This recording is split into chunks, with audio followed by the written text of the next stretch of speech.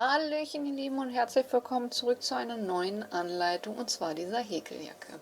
Alle Angaben zur Wolle, Nadelstärke und Verbrauch findet ihr wie immer unterm Video in der Infobox. Und dann kommen wir zuallererst zu der Maße.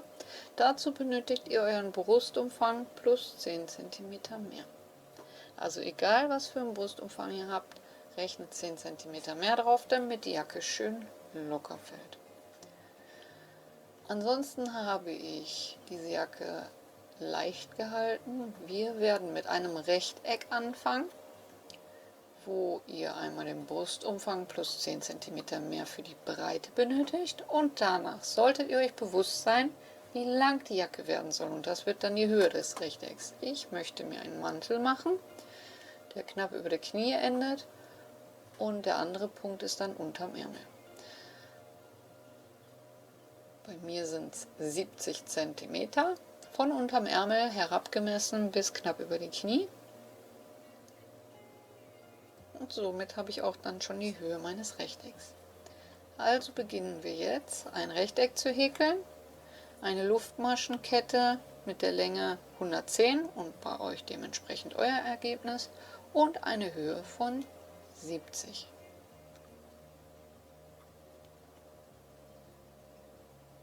So. Und dann können wir auch schon mit dem Muster loslegen. Also 110 wird angeschlagen und die 70 werden in die Höhe gehäkelt. Und dann kommen wir schon zum Muster. Für den Fußschlingenanschlag häkeln wir 2 Luftmaschen. Ihr könnt aber auch mit einer ganz normalen Luftmaschenkette arbeiten und mit festen Maschen zurück. Bei dem Fußschlingenanschlag gehen wir jetzt in die erste Masche, holen den Faden durch, ziehen beide Laschen auf gleiche Höhe, durch eine Schlaufe für den Boden und durch 2 für die feste Masche. Dann hat sich jetzt hier eine Masche gebildet. Da holen wir den Faden wieder durch, ziehen beide Laschen auf gleiche Höhe, durch eine und durch 2. Eigentlich ganz leicht zu merken. Einstechen, Faden holen.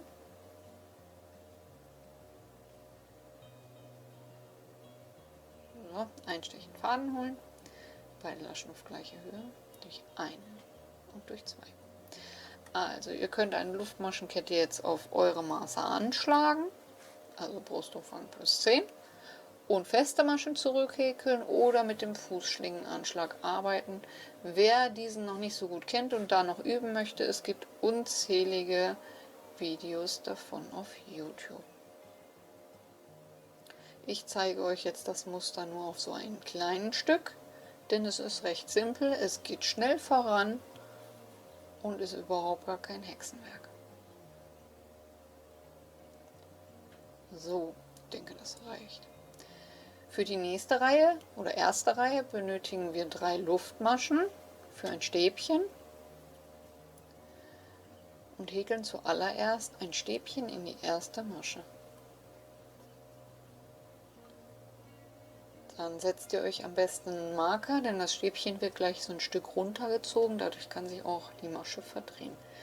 Und danach folgt eine feste Masche. Dann wieder ein Stäbchen und dann wieder eine feste Masche. Ein Stäbchen und eine feste Masche. Immer im Wechsel bis zum Ende, daher braucht ihr auch keine Maschenanzahl teilbar durch. So, ich komme jetzt hier so aus, dass ich ein Stäbchen am Ende habe. Es ist aber auch nicht schlimm, wenn ihr eine feste Masche am Ende habt. Ich muss jetzt hier eine Luftmasche machen, denn über dieses Stäbchen kommt jetzt eine feste Masche. Wenn ihr mit einer festen Masche geendet seid, dann kommt da jetzt ein Stäbchen hin. Auch hier wieder den Marker setzen. So. Und dann folgt eine feste Masche, also machen wir jetzt hier ein Stäbchen rein. Dann ist wieder ein Stäbchen, da kommt eine feste Masche hinein. Eine feste Masche, also kommt da ein Stäbchen hinein. Ganz einfach zu merken.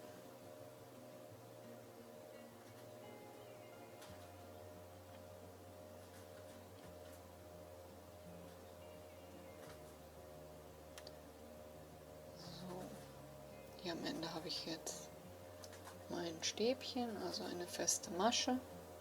Und die nächste Reihe beginnt dann wieder mit einem Stäbchen.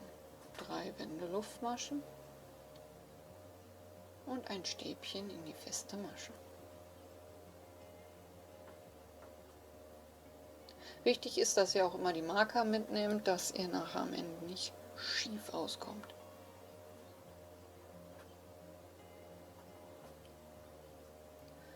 Und dann geht es wieder weiter. Eine feste Masche übers Stäbchen, ein Stäbchen über die feste Masche, eine feste Masche übers Stäbchen und so weiter und so fort. Warum ich mich für dieses Muster entschieden habe, ich finde, es sieht auf Masse einfach nur toll aus und man kommt sehr schnell voran, was vor allen Dingen so eine große Fläche für eine längere Jacke anbelangt. Ja, und wenn ihr dann eure Fläche gehäkelt habt, also Brustumfang plus 10 plus die Länge, die ihr haben wollt, bis unterm Ärmel gerechnet, dann zeige ich euch noch mein Endergebnis. Bis gleich. Und so sieht dann die Fläche aus. Hier habt ihr mal die Maschenmarkierer, damit ihr seht, dass auch ich mal einen Tag mehr häkel und mal einen Tag weniger und auch eine Jacke nicht innerhalb eines Tages zaubern kann. Das hat mich jetzt knapp eine Woche gekostet, kann man jetzt sagen. Hat aber auch Spaß gemacht. Als nächstes folgt die Maße für den Ärmel. Dann nehmt ihr von einem Pullover oder einer gut sitzenden Jacke die Ärmelbreite. Diese kommt jetzt hier dran, allerdings in 3 Teilen. Einmal das größere Stück für den Rücken und einmal links und rechts. Dazu könnt ihr 2 Varianten wählen. Entweder ihr teilt den Brustumfang durch 2, dann habt ihr schon mal den Rücken.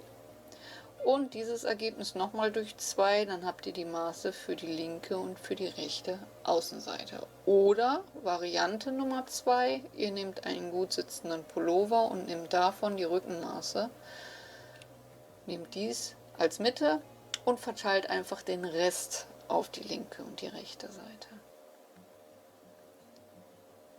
Das kann dann jeder machen, wie er meint. Ich habe jetzt hier ganz einfach das Ganze durch 2 geteilt und nochmal durch 2 geteilt für die Außenseiten. Und dann kommen wir als nächstes zu dem Part, wie ihr das Ganze markieren könnt. Dazu lege ich bei der großen Fläche die Mitte zusammen. So. Nehme mir einen Marker hinzu und markiere mir erst einmal die Mitte meines Häkelstücks.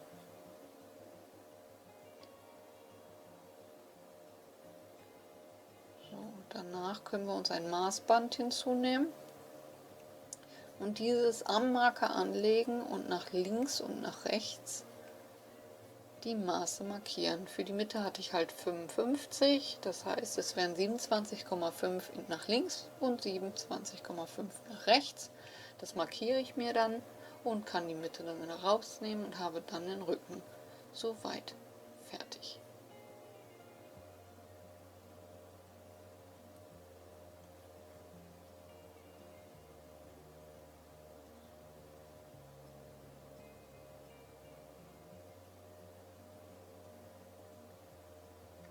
Das gleiche. So, dann kann ich die Mitte rausnehmen. Und als nächstes müssen wir jetzt noch von außen nach innen zum ersten Marker einmal die Maschen abzählen, dass auch die beiden Außenteile gleich sind. Also von hier bis zum Marker einmal alle Maschen abzählen und schauen, dass alles gleich ist. Gegebenenfalls korrigieren. Eine Masche mehr oder weniger macht in der Mitte überhaupt nichts aus. Und dann können wir schon beginnen, die Mitte zu häkeln. Für den Rücken nehme ich jetzt schon meinen zweiten Bobbel. Den ersten habe ich so gut wie aufgebraucht. Die Endfarbe war dunkelblau, also hat mein zweiter Bobbel auch die Endfarbe blau.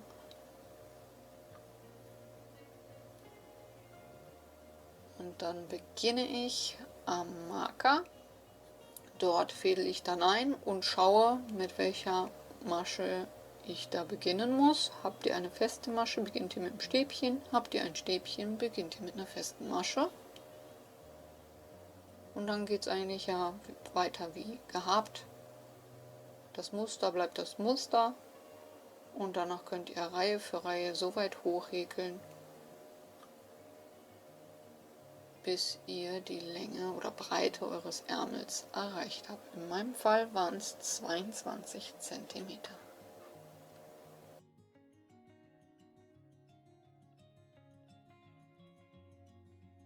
Und so sollte das Ganze dann zum Schluss aussehen.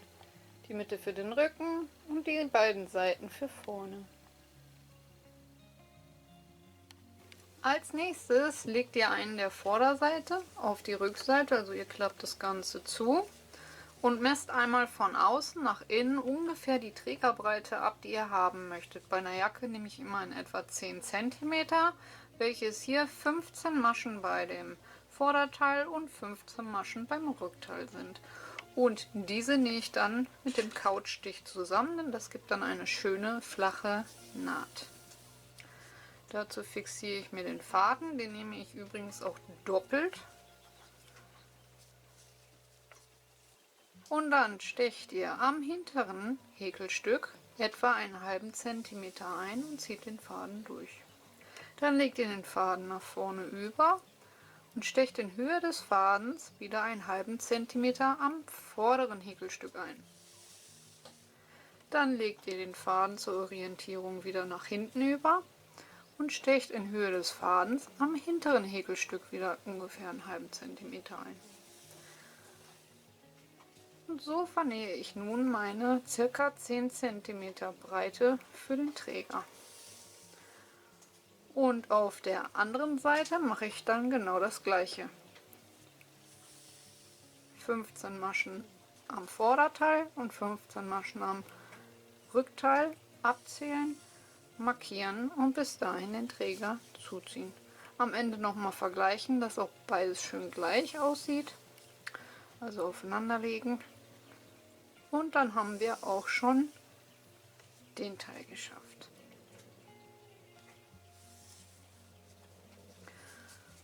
So, und wie ihr seht, ergibt das eine schöne flache Naht, die man so gut wie gar nicht erkennen kann.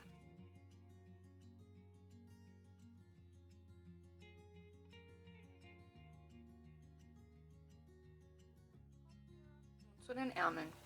Das Muster ist euch bekannt, deswegen brauchen wir die Ärmel nicht zusammenhäkeln. Die Ärmel werden einen geraden Schnitt haben, da könnt ihr dann immer wieder einfach anprobieren und schauen, wann der Ärmel für euch lang genug ist. Die einzigen Tipps, die ich euch hier noch mit auf den Weg geben möchte, ist, beginnt zum einen auf jeden Fall im Achselbereich. Und dann könnt ihr den Ärmel in Runden einfach häkeln. Das Muster ist ja nach wie vor einmal Maschen verteilen, feste Masche, Stäbchen selbstverständlich. Und einmal auf jeden Fall durchzählen. Ich persönlich gehe dann immer hin, schneide danach den Faden ab, nachdem ich einmal alle Maschen verteilt habe und geschaut habe, dass nicht sich auseinander oder zusammenzieht. Und gehe dann direkt hin und mache auf der anderen Seite die gleiche Anzahl an Maschen, damit ich das Gefummel auf jeden Fall schon mal weg habe. Und dann kann ich auch auf der Seite bleiben und Runde für Runde meinen Ärmel immer länger werden lassen. So, ich werde dann jetzt auch erstmal meine Ärmel häkeln und zeige euch dann das Ergebnis. Bis gleich.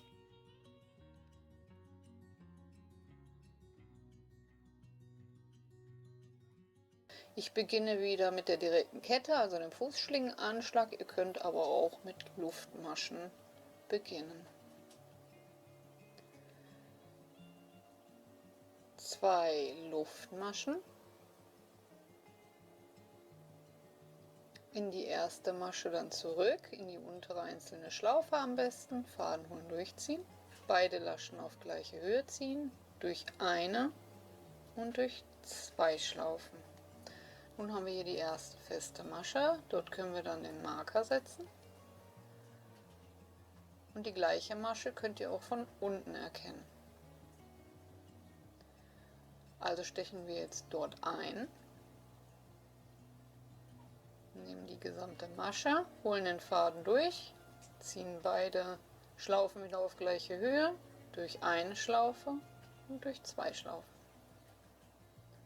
nächste gebildete Masche, Faden holen, durchziehen, beide Schlaufen auf gleiche Höhe ziehen, durch eine und durch zwei. Und so häkeln wir jetzt bis auf 20 feste Maschen. Wer natürlich ein längeres oder kürzeres Bündchen haben will, der passt die Maschen dementsprechend an. Und ich werde jetzt auf 20 feste Maschen häkeln.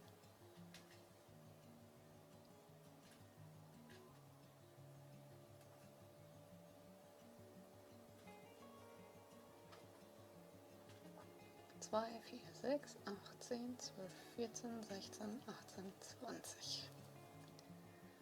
Kommen wir zur Reihe 2.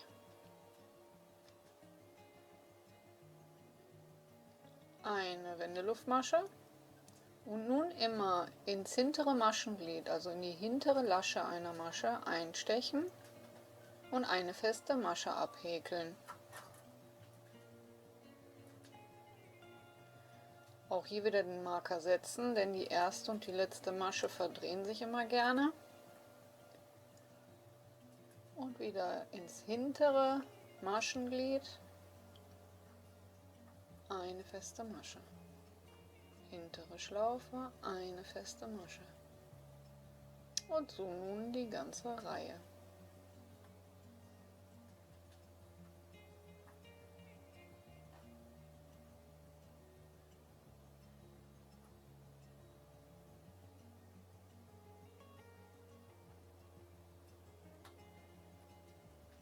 Bis zum Ende. Marker können wir dann rausnehmen, den brauchen wir gleich. Eine Luftmasche, wenden und auch in der nächsten Reihe ins hintere Maschenglied, in die hintere Lasche einer Masche einstechen. Und eine feste Masche häkeln. Marker wieder setzen.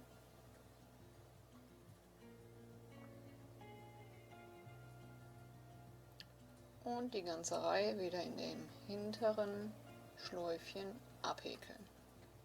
Ganz unspektakulär. Und so weit, bis das Ganze perfekt um euer Handgelenk passt. Nach 40 Reihen können wir nun das Ganze verbinden.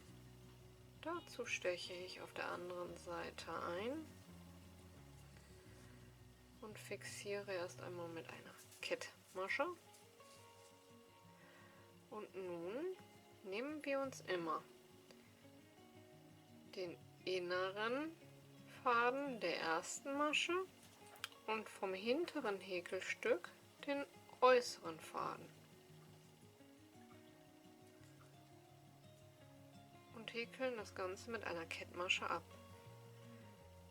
Den innenliegenden Faden von der Masche am vorderen Häkelstück und den äußeren Faden oder Lasche vom hinteren Häkelstück abketten.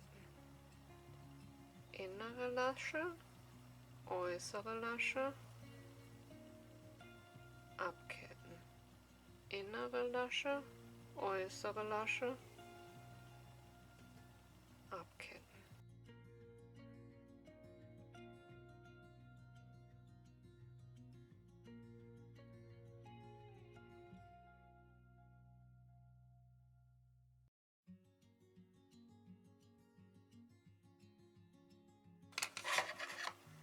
Dann können wir den Faden abschneiden.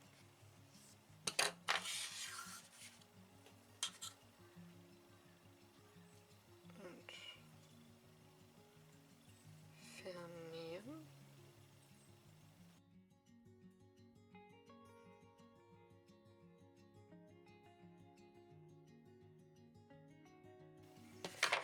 So, und jetzt habt ihr hier eine ganz leichte Naht. Das ist dann die Innenseite und das ist dann die Außenseite und da sieht man dann überhaupt nichts. Und das ist dann unser.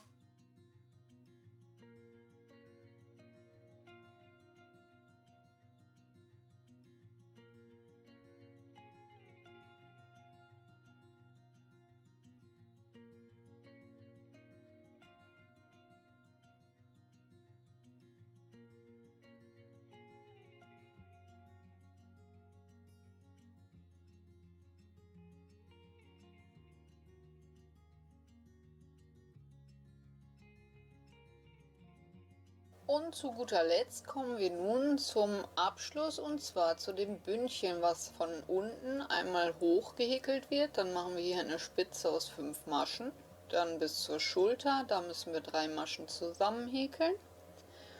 Rüber zur anderen Seite, auch da wieder 3 Maschen an der Schulter zusammen häkeln. Zur Spitze 5 Maschen als Rundung und wieder nach unten häkeln. Das Ganze macht ihr dann so weit, wie ihr euer Bündchen für euch haben möchtet oder bis ihr die Jacke perfekt schließen könnt. Hier habe ich jetzt einmal meine Maschen verteilt und beginne unten am Bündchen, und hier mache ich dann eine Abnahme. Dann fällt das Ganze im späteren Verlauf besser. So, 2 Maschen zusammen, Marker setzen. Das Ganze dann auch auf dem Rückweg auf der anderen Seite genauso. Und dann heißt es jetzt hoch bis zur Spitze vom Kragen. Hier. Wie ihr hier seht, habe ich da schon in der ersten Reihe bereits 5 Maschen in die Spitze gehäkelt. Den Marker in die Mitte gesetzt. Und dann nehme ich diesen jetzt raus und häkel in diese mittlere Masche wieder 5 feste Maschen.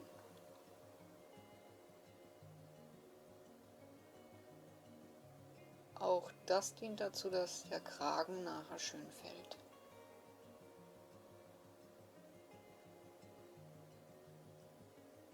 So, dann den Marker wieder nehmen und in die mittlere der 5 Maschen. Und als nächstes geht es dann zur Schulter.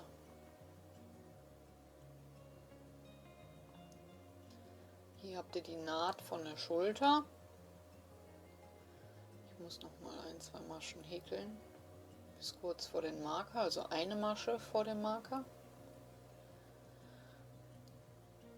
Ja, dann brauchen wir die Masche und die Masche. Die häkeln wir alle 3 zusammen zu einer. Das heißt, einstechen, Faden holen, nächste Masche einstechen, Faden holen und die dritte Masche einstechen, Faden holen und alle gemeinsam abmaschen und wieder den Marker setzen.